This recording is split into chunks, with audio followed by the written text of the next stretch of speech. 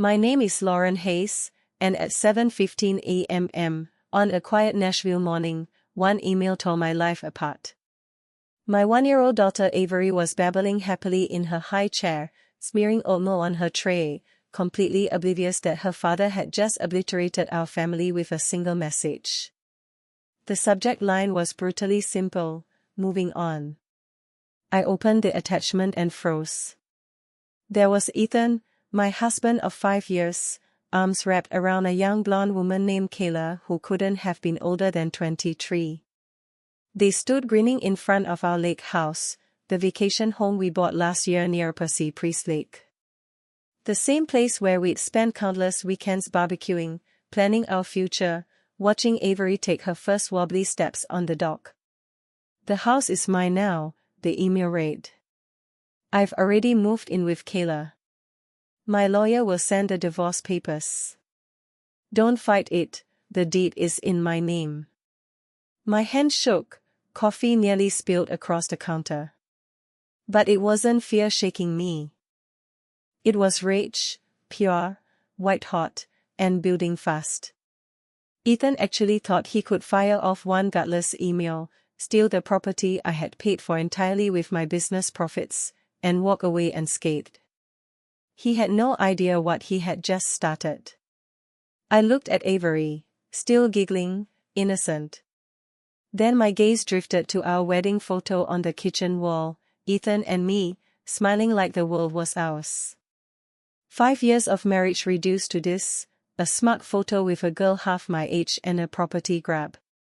I took a steadying breath, picked up my phone, hovered over Ethan's contact, and hit block.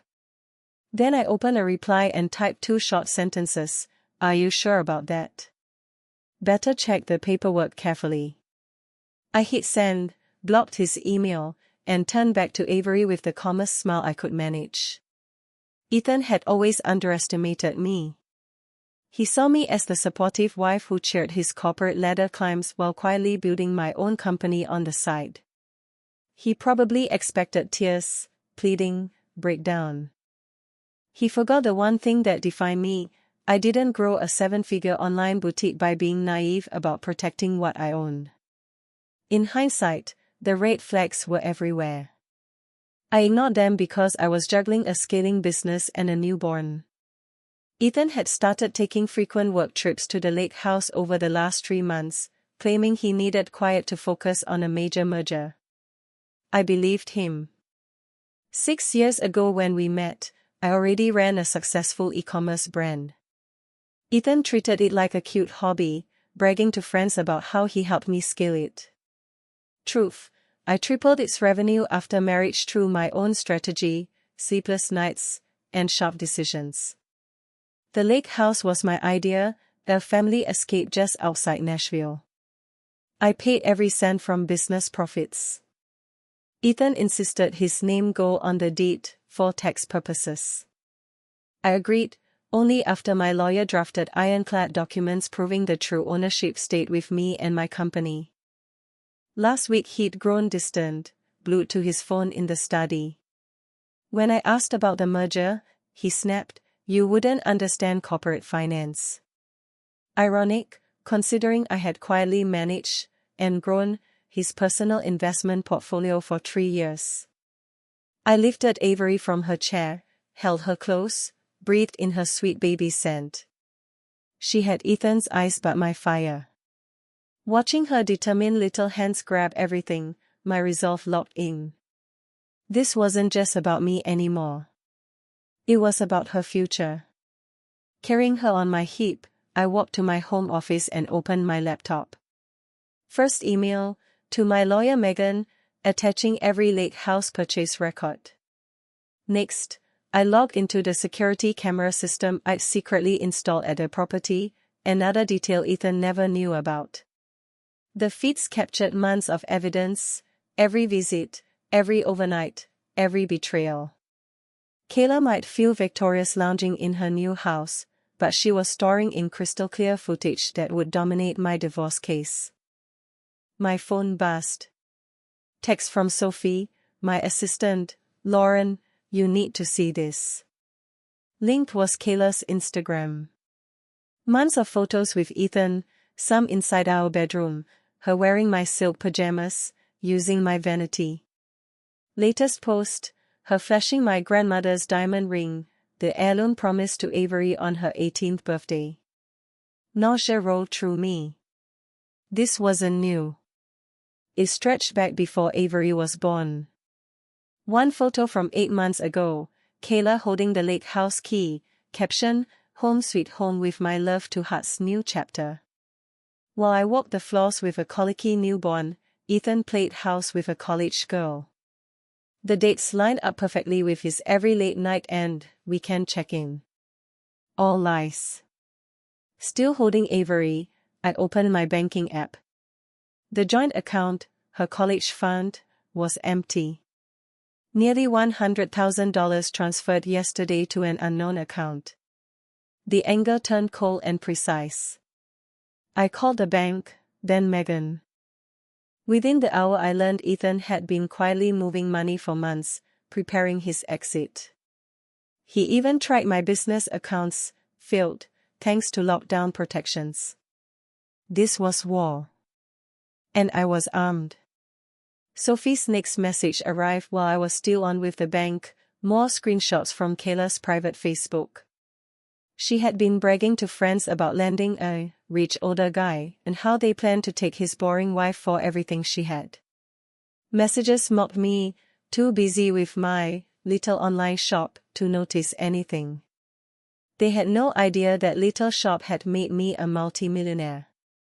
I kept the real numbers private, letting Ethan believe it was merely comfortable. His ego never pushed him to look closely at my books.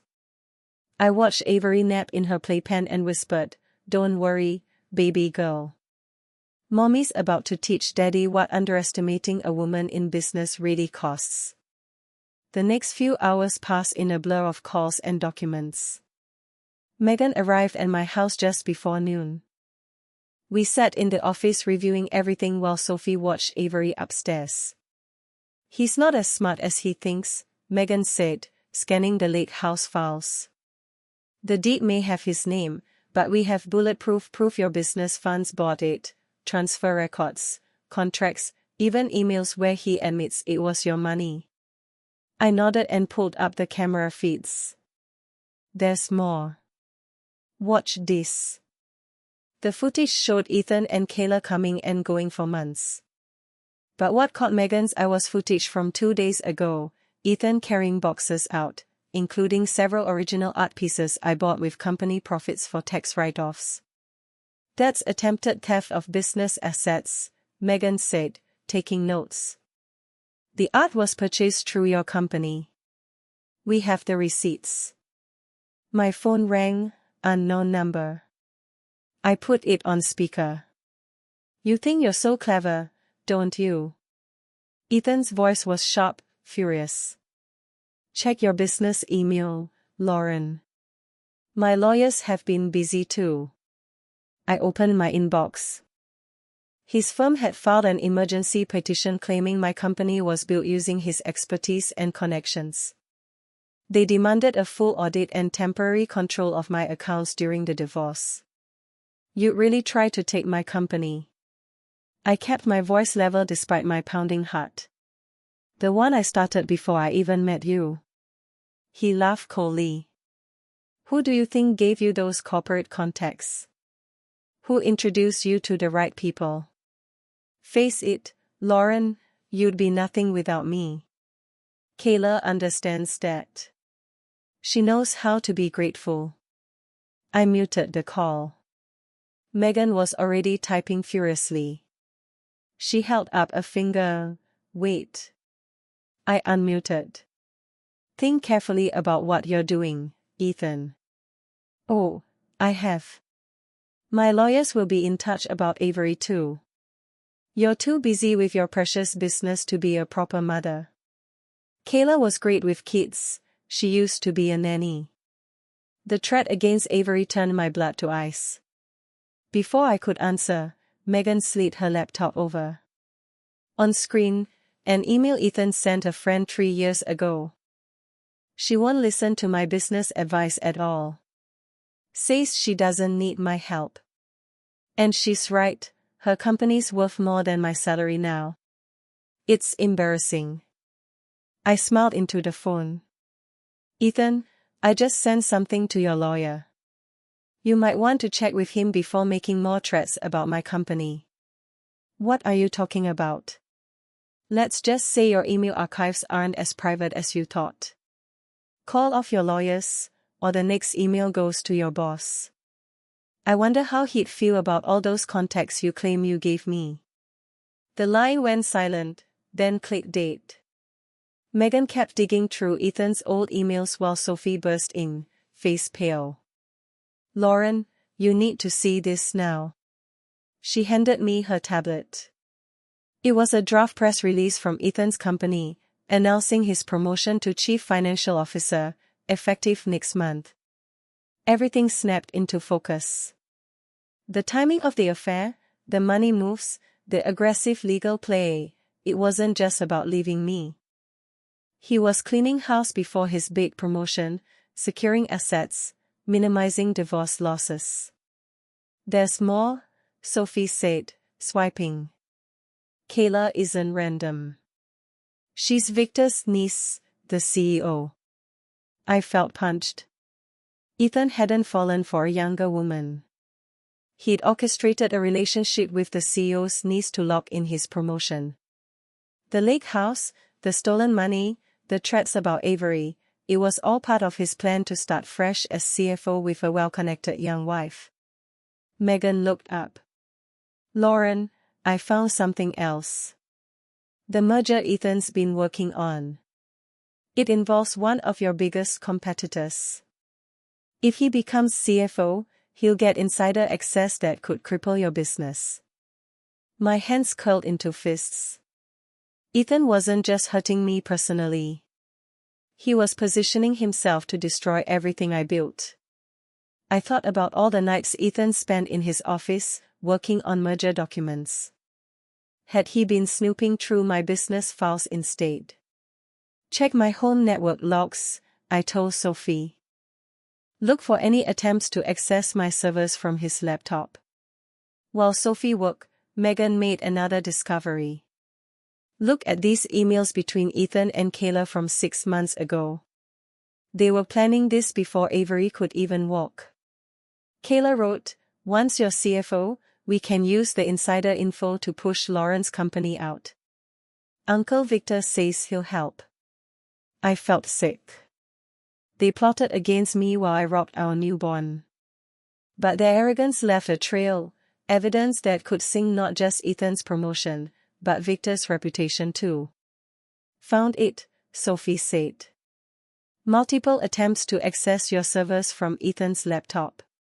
He never got through your security, but he tried.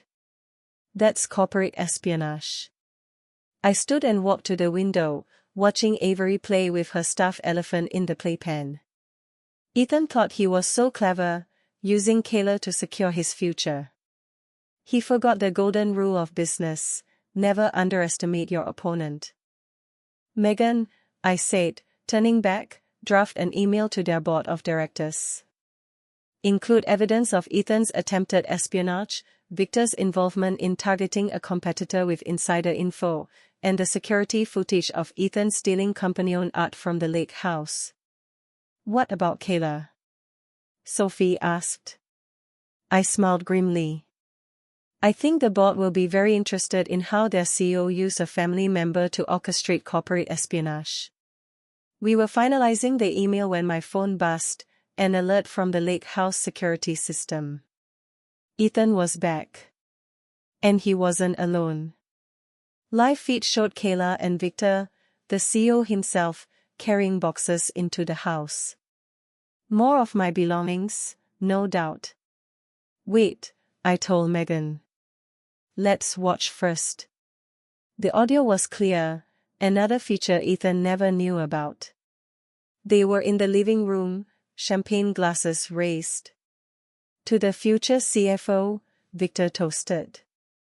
And to my beautiful niece who helped make it all happen. Lauren has no idea what's coming. Ethan laughed. Tomorrow morning the board announces my promotion. By afternoon our legal team will control her company accounts for the audit. Within a month her business will be worthless. And the best part, Kayla chimed in, she thinks the lake house is her biggest problem. Wait till she finds out about the offshore accounts. I froze. Sophie, what offshore accounts? Sophie's fingers flew across her keyboard. Minutes later her face darkened. Ethan's been funneling money from joint accounts into offshore holdings for months. Not just Avery's college fund. Nearly $300,000 total. This was bigger than I imagined. The lake house drama was a distraction from his real scheme. Then Victor said something that chilled me to the bone. Once Lauren's company tanks, our merger sails through. Her market share gets split between our subsidiaries. That troublesome ethical model of hers disappears. My company wasn't just successful, it disrupted their industry with sustainable practices and fair labor. They didn't just want Ethan promoted or me divorced. They wanted my entire business model erased because it threatened their profits. Send the email, I told Megan. But first, add one more thing. Access the backup server. Password is Avery's birthday. Attach the file labeled insurance. Megan's eyes widened as she opened it. Years of documentation on questionable practices at Ethan's company, information I gathered while managing his portfolio. I kept it as insurance. I never thought I'd use it. Lauren, Sophie interrupted, staring at her screen. Ethan just tried accessing our servers again, from the lake house. He's desperate. On the feed, Ethan excused himself to the home office, my office. He sat at my desk, probably trying to hack in again. But our IT team was ready. They set up a false portal to make him think he was succeeding. Let him in, I told Sophie. Let him think he's winning. In about 10 minutes that board email goes out, and their whole house of cards collapses. Megan looked up. Email's ready. Should I hit send? I took one last look at the feed. Ethan, Kayla, and Victor were still celebrating their imaginary victory. Do it. The response was lightning fast. Minutes after Megan sent the email, Victor's phone rang on the live feed. We watched his face drain of color as he listened. What do you mean emergency meeting? He shouted. Who sent what evidence? Ethan grabbed his phone, checking email. The color vanished from his face. The servers, she knew. Lauren knew I was trying to access them. I whispered to Megan, it gets better. Wait for it. Right on cue, Kayla's phone exploded with notifications. Someone, anonymous, had forwarded her private Facebook messages to every board member, the ones where she bragged about helping Ethan steal corporate information. The camera captured the exact moment celebration turned to panic. Victor screamed into his phone. Ethan frantically tried to shut his laptop. Kayla burst into tears, mascara streaking. Then sirens. Police cars rolled up to the lake house, lights flashing. Corporate espionage and financial fraud are serious crimes, who knew? I picked up Avery and held her close as we watched through the cameras. See that, baby girl? I whispered. That's what happens when people underestimate your mommy. The last thing on the feed before it cut, Ethan being led out in handcuffs, still yelling that the house was his. The fallout was swift and brutal. Within 24 hours, Ethan and Victor were both fired. The board's investigation uncovered far more than I'd known, not just a plot against my company, but years of fraudulent practices at theirs. Kayla's involvement in corporate espionage destroyed her budding influencer career. Last I heard, she moved back with her parents in Ohio. The offshore accounts were frozen and investigated. Every penny Ethan stole was returned, with interest. The Lake House. Attempting to steal company assets is a great way to lose any claim. The deed transferred to my name, where it belonged all along. Ethan tried to apologize, long emails about how he lost himself, how power and a younger woman seduced him. I never replied. The divorce papers were crystal clear. He lost everything he tried to steal, and more. Evidence of corporate espionage ensured he'd never work in finance again.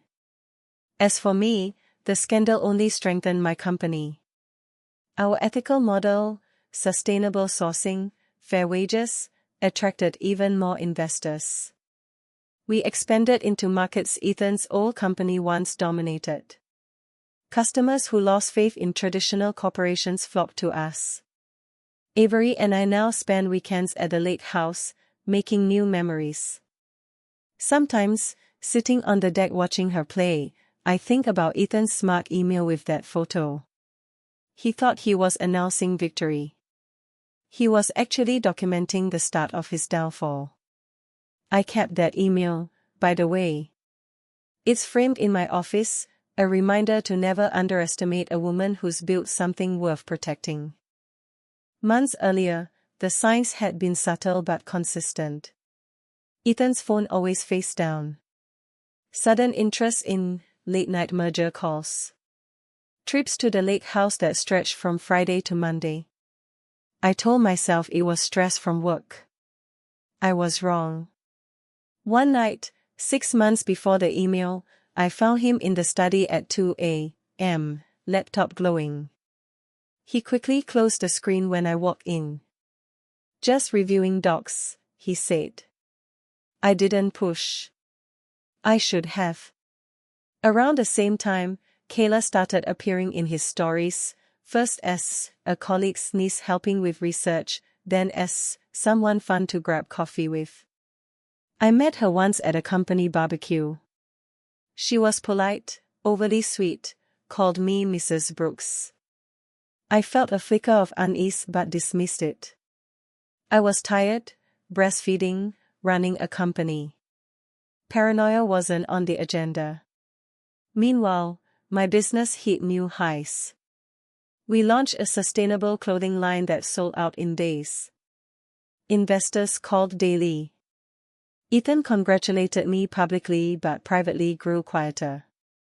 His comments shifted, must be nice having all that free time to play entrepreneur. As if I wasn't working 16-hour days. I started noticing small withdrawals from our joint account, amounts too small to flag individually but consistent. Expenses for the merger trip, he'd say. I trusted him. Another mistake. Then came the ring incident. My grandmother's diamond, passed down to me, promised to Avery. One weekend I couldn't find it in my jewelry box. Ethan said I must have misplaced it. I searched for days. It never turned up. Now I knew why. Looking back, every business trip aligned with Kayla's Instagram posts. She checked in at the same late restaurants we loved, captioning, "Peaceful getaway." While I changed diapers and answered supplier emails, they were building their new life on the foundation of mine. Sophie noticed first. "Lauren, his behavior's off. You sure everything's okay at home?" I brushed it off. But she quietly started documenting dates and patterns, just in case. When the email arrived, it wasn't a shock. It was confirmation. The man I married had been planning my financial and emotional ruin for at least a year. And he thought I'd fold. He never understood, the same mind that built a business from a spare bedroom into a national brand doesn't crumble under betrayal. It adapts. It fights. It wins. The weeks after the arrests were chaos and clarity at once. Reporters called non-stop. Inspirational CEO takes down corporate espionage ring. I declined most interviews. My focus was Avery, and protecting what remained. Meghan handled the legal side with surgical precision. Ethan's criminal charges meant he couldn't contest much. The divorce finalized quietly. I kept the house, the company, full custody. He kept regret. Victor's company imploded. The board cleaned house. Several subsidiaries collapsed under fraud investigations. My competitors weakened, my orders surged. Kayla tried one public apology post, tearful, blaming bad influences. Comments tore her apart. She went silent. Last anyone heard, she was working retail back home. I made changes too. Hired a full security team for the house. Moved business servers to new encrypted locations. Added two-factor everything. Never again would anyone get close without me knowing. Avery turned 2 last month. We celebrated at the lake house, cupcakes, balloons, her little friends splashing in the shallow water. She calls it our happy place. I love that she has no memory of the storm that almost took it. Professionally, the scandal became our best marketing. Customers loved the story. Woman builds ethical empire, refuses to be erased, comes out stronger. We launched a new line, Unbreakable, with proceeds supporting women-owned businesses. It sold out in hours. Ethan tried reaching out twice after release, letters claiming he was a different man now. I returned them unopened. Some bridges burned for good reason. Sophie got promoted to COO. Meghan is on permanent retainer. We built a tighter circle, people who prove loyalty when it mattered most. Nights are quieter now. Avery sleeps in the lake house guest room with lake sounds drifting through the window. I sit on the deck with tea, watching stars reflect on the water. Sometimes I think about that morning email. The photo. The arrogance. It doesn't hurt anymore. It fuels me. I built something once. They tried to take it. They failed. And in failing, they gave me something better, proof I'm unbreakable. Years from now, when Avery asks about her dad, I'll tell her the truth, carefully. That people can make terrible choices. That love doesn't always last. But strength does. I'll show her the framed email in my office, not as bitterness, but as a trophy. Proof that underestimating someone can be the biggest mistake you ever make. The lake house isn't haunted by memories of betrayal anymore. It's filled with laughter, friends, new traditions. Avery's first fishing trip. Her first bonfire as Maurice. Her first time spotting a deer at dawn. My company keeps growing. We're in every major retailer now. We partner with nonprofits for fair trade sourcing. We are not just profitable, we are changing how fashion works. Ethan disappeared from public life. No LinkedIn updates. No new job announcements.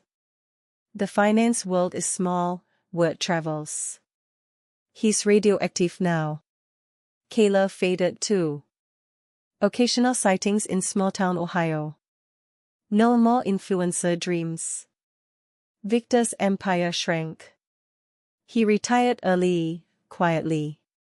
The merger he chased never happened. And me. I'm still here. Still building. Still raising a fierce, kind girl who will never doubt her worth. If there's a lesson in all this, it's simple: protect what matters. Trust your gut. Document everything. And when someone tries to take what you built, fight like hell. Because the world doesn't reward the timid. It rewards the prepared. I was prepared.